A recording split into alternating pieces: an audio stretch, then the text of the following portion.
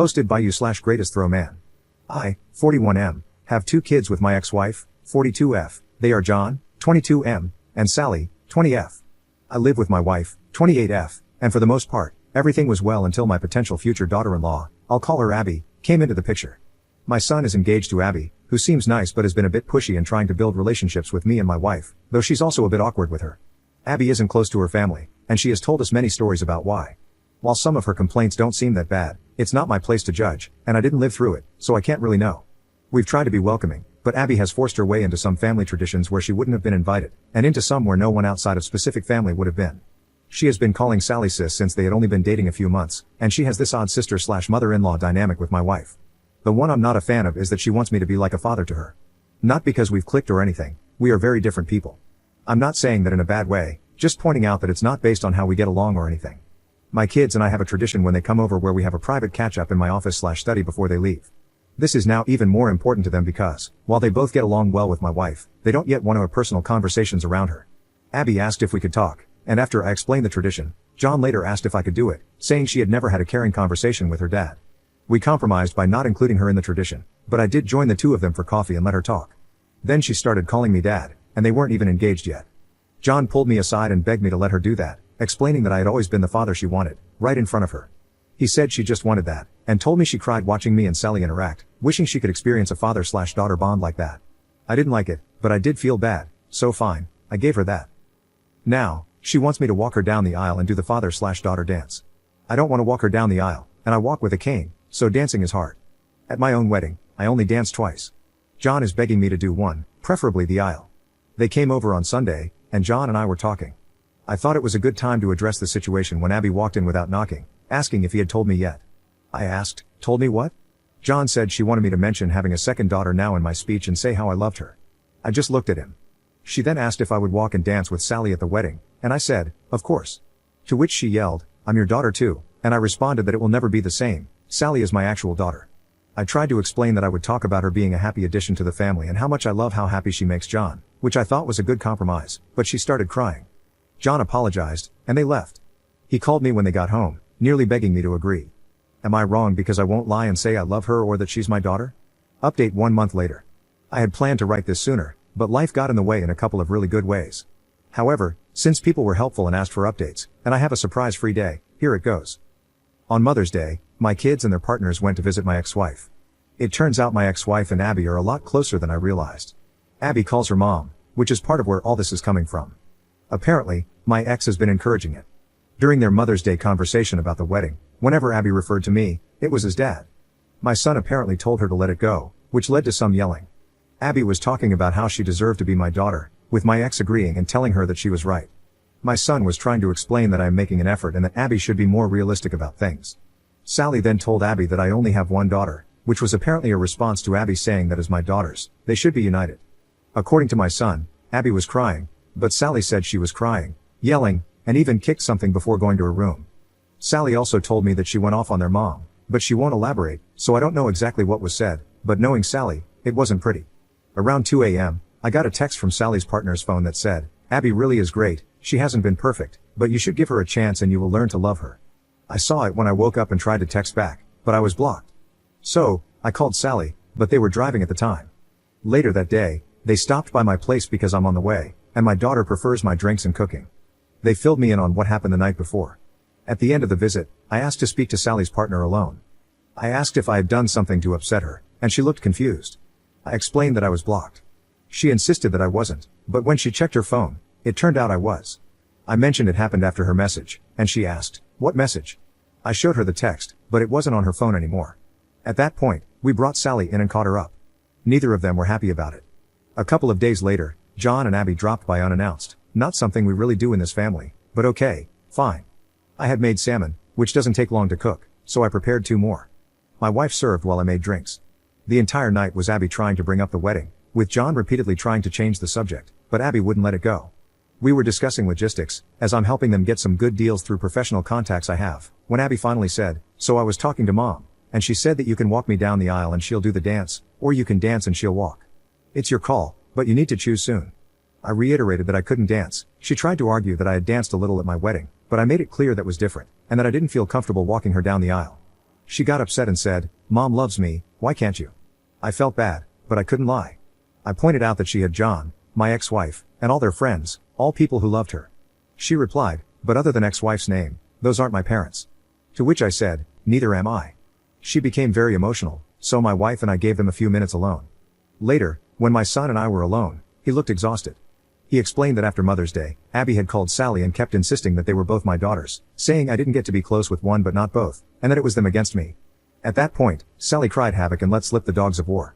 Things were said, grievances were aired, and John had to hang up before it escalated further.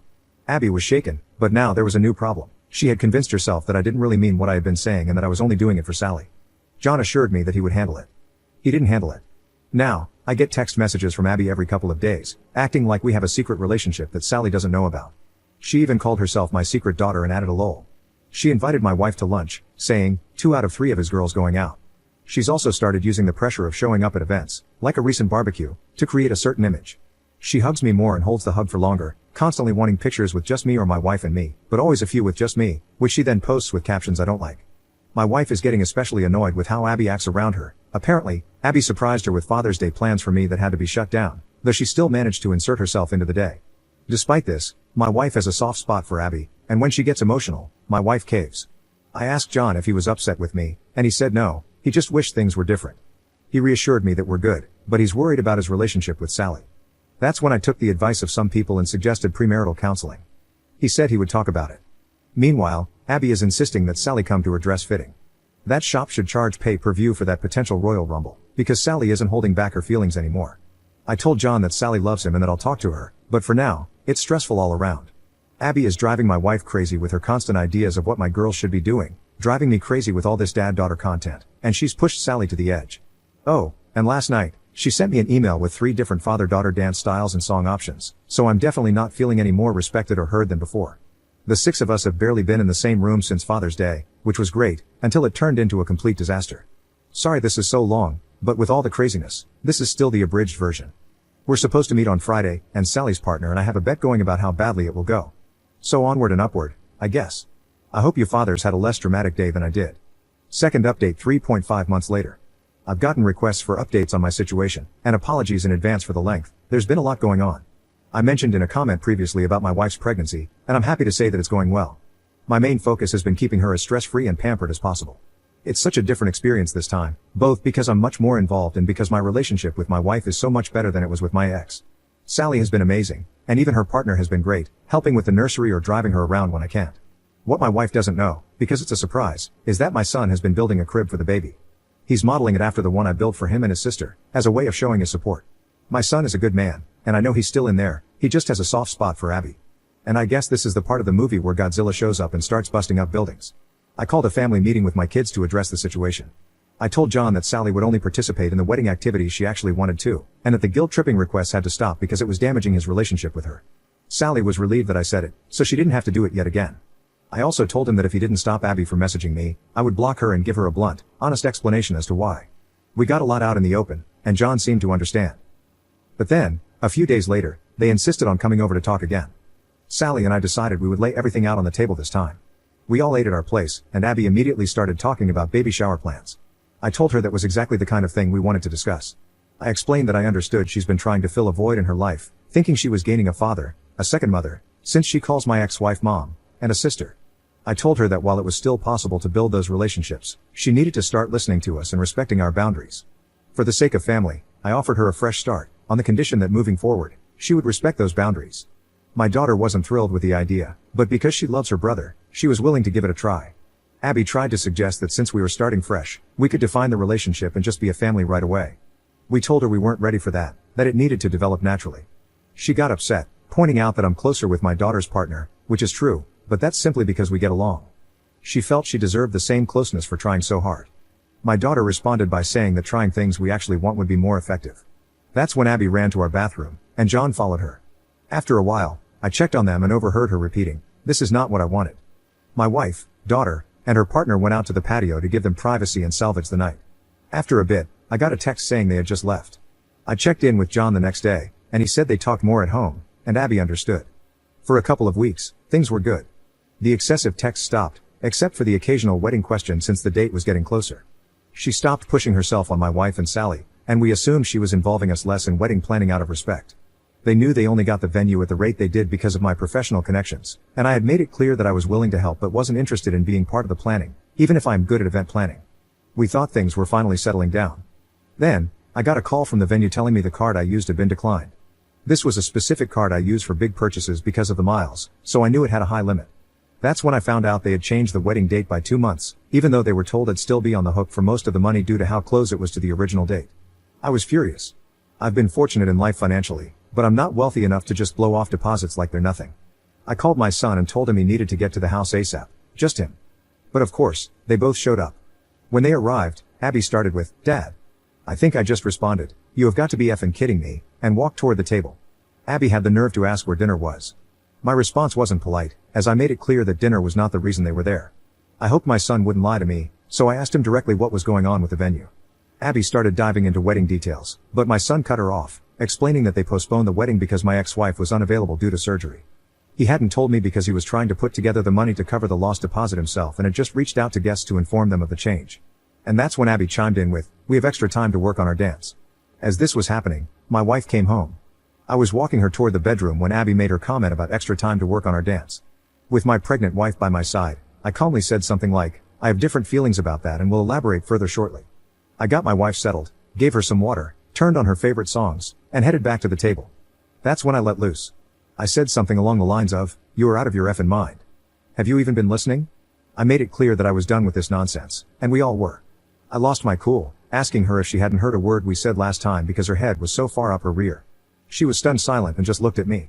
With little filter, I laid it all out, explaining what Sally and I really thought of our time with her and how she's been trying to force us to love her without even bothering to truly get to know us.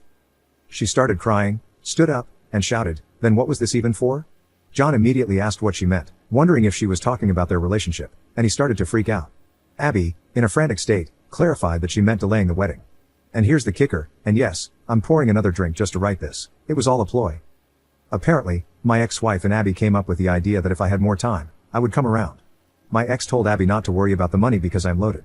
My ex has always been bitter that I make so much more now than I did when we were married, as if my financial success was out of spite rather than a result of my career progression. I honestly believe she did this on purpose, just to stir things up. But she not only told me that lie, she and my ex had also told John the same story.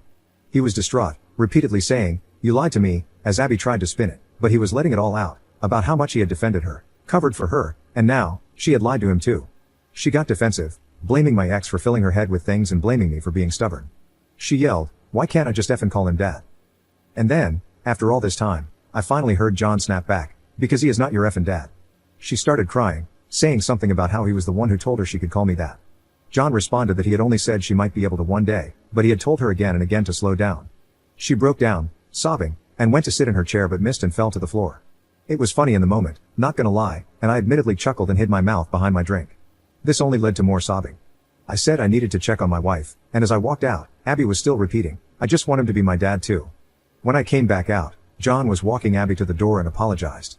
I told him there was no need to apologize, and they left. A few days later, John came over, and we had a good talk. He said they had a long conversation at home, and he even asked her if she would have still dated him if there was never a chance of being part of the family. While he believed her when she said yes, she also admitted that I was a big draw for her. She said I was the kind of dad she always wanted, and my relationship with Sally was what she had always hoped for. The way she said it made John doubt whether she truly loves him for who he is. I brought up marriage counseling again and mentioned how, even though it didn't save my marriage with his mother, it provided clarity and an impartial voice. I pointed out that while they both like coming to me for advice, I can't be impartial. If they are serious about making their relationship work, they need to do it for real and with professional help. Abby texted me, asking if I was the one who suggested therapy. I replied with, "Does it matter if John wants to?" She questioned why it was so bad that she cared about my opinion, and I simply told her that John's opinion should matter most to her. Apparently, this led to a fight between them, but the result was that she agreed to the counseling, and the wedding has been postponed. I may have done a celebratory dance. They're now in counseling, and while John says she's struggling with it, I obviously don't know the details. She's been pushing for Sally and me to attend a session with her, but Sally told her she didn't want to hear Sally unfiltered, and I'm not interested either. On the plus side, Abby has been leaving Sally alone, and she's stopped texting me except for the occasional general question, though these still sometimes include attempts to go deeper. My wife still spends time with her occasionally, as Abby is very interested in her pregnancy, more than I'd like, honestly, but it's my wife's choice. So that's where things stand. Sorry this got so long, but booze makes for a terrible editor. Third update 1.5 months later. I was told I should do updates here. People have been asking me to get into what went down on Father's Day and at their mother's house. I've been extremely busy these last few months, but I'm enjoying my temporary unemployment and thought of this account because of some recent Thanksgiving drama. I'll do an update and then share what happened earlier. Oh, and to whoever made the joke about Abby finally getting me to dance, that made me laugh. I shared it with the family. My time has been largely spent caring for my wife. I tend to dote, I know. We're having a boy. We're really excited, though neither of us had a strong gender preference. I've raised both boys and girls, and both experiences were wonderful. Now, we're discussing names and who we're going to honor. I thought everything had been quiet, but I recently found my wife crying and realized I was wrong. Given how busy I've been with work, and with my wife knowing I'd be free again once this month started, she had kept something to herself. Apparently, Abby has been pushing for one Thanksgiving this year. Things had been quiet with Abby. My son said the wedding blowing up woke her up and that therapy had been helping, but then this happened. My understanding is that while John has been talking less with his mother because of everything that happened, Abby has done the opposite. From what my wife told me, Abby dropped by one day with my ex-wife. My wife intensely dislikes my ex-wife because of the lies she spread about our first marriage ending due to infidelity with her. There was no infidelity, and the linear nature of time makes it impossible for us to have slept together back then. Before anyone asks, my ex-wife doesn't actually believe there was infidelity. I could get into that, but I'm sure I'd sound biased. Anyway, my wife looked at our camera app, saw who it was, and called my daughter. Apparently, the two of them had been keeping this from me because I was working 18-hour days, and they didn't want me dealing with anything else. I wish they hadn't done that, but I appreciate the thought. I'm really lucky to have such caring people around me. My daughter called her mom and said something that made them leave in a hurry. She won't tell me what it was, but she smiles when I ask. I called John, but he was dealing with some hard work news, so I just focused on being there for him and left the other matter alone. The next day, Abby came back, this time alone. My wife saw it was her and asked through the door what she wanted. Abby said she wanted to apologize. My wife let her in, she's too nice, and after a pleasant talk, Abby asked about the whole family getting together for Thanksgiving. My wife said, of course, assuming that was already the plan. A couple of days later, in our group chat, we were discussing details, who's bringing what, and Abby asked what else was needed. I said John had already committed, and she asked, what about ex-wife's name? What should she bring? In all the time I've known Abby, she's never made an intentional joke that funny. So I asked what she was talking about. She mentioned the whole family comment. My daughter and I both asked what made her think we counted my ex-wife as family. She actually replied, she is my family. I don't have a dad who wants me, just a mom, and my mom deserves to be with family on Thanksgiving. Sally replied, well, we'll miss you and John then. Abby asked how she could say that. Sally asked how Abby could be so stupid. John said not to call her stupid, and I agreed, that was fair, but I pointed out there was no real way Abby thought my wife meant my ex-wife when she said family. At this point, my wife had filled me in. And then, this is so stupid, Jesus Christ, she used my son's phone to add my ex-wife to the group chat. My ex-wife then thanked us for the invitation and asked what she could bring. As I was typing a reply, my daughter beat me to it and asked what my ex-wife thought she was doing. She made it clear that my ex-wife knew she wasn't welcome, but said it much less politely. My wife added, you couldn't have thought she was included when I said family. Abby responded that my ex-wife wasn't coming as my family but as hers. Sally let her mom have it. She already doesn't talk to her much and said if my ex-wife was there, then she wouldn't be. I clarified that there was never a chance my ex-wife was coming and added that I understood Abby and John wanting to go to their mom's house so she wouldn't be alone. John typed, plans not definite, we'll let you know. He later told me he wasn't going to his mom's place but wanted to tell Abby first. All I can think about is Abby's comment about not having a dad who wants her. It means she's still thinking about me as a dad, I believe, just a negligent one. I mentioned that to my son, and he said he noticed it too. He had even brought it up in therapy because family is such a frequent topic, though I don't know the details. Wow, I thought this would be brief, but it was a lot. I'll share the crazy stories later if there are people reading this who want me to. I don't know how posting here works in terms of visibility, but it feels good to get this out.